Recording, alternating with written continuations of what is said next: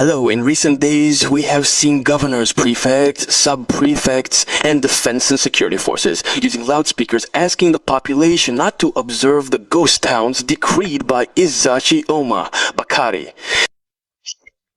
At first glance, these initiatives are commendable. Even administrative and security authorities putting themselves on the same level as us in our awareness campaigns, seeing those at the top descending to the level of the ENAs at the bottom. However, on closer inspection, despite the presumption of good faith that one could grant to these dialogues with the populations on the ground, it must be said that this descent has been a failure.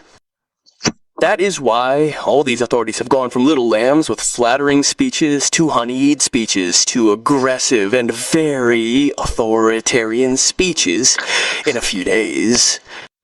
Let's explain it another way. The sub-prefects, governor, prefect, commissioner, and colonel, who the day before had spoken to the people practically on their knees, begging them not to follow Tiroma's instructions, had returned the next day with threats, violence, and promises of repression. And why? Because they had noticed that flattery, kindness, and humility did not work.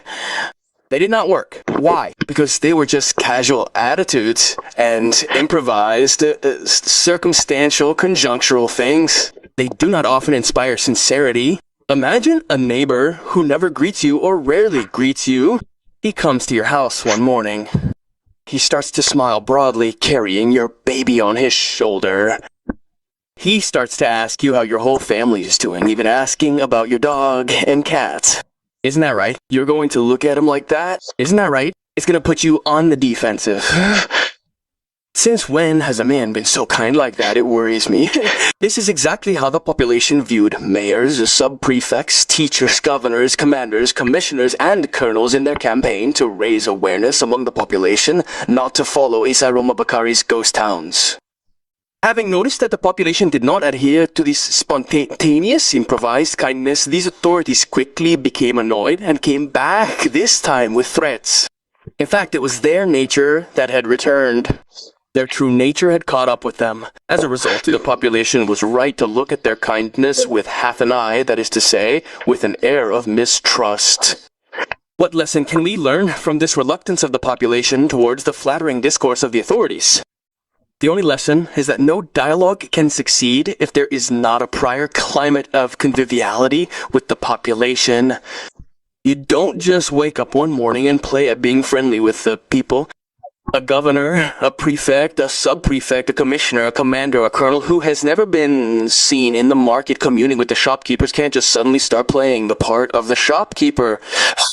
Worse, when the shopkeepers and the people know that the shopkeepers think they are the gods, that they always act arrogant, that they spend their time bullying them or considering them as subhuman.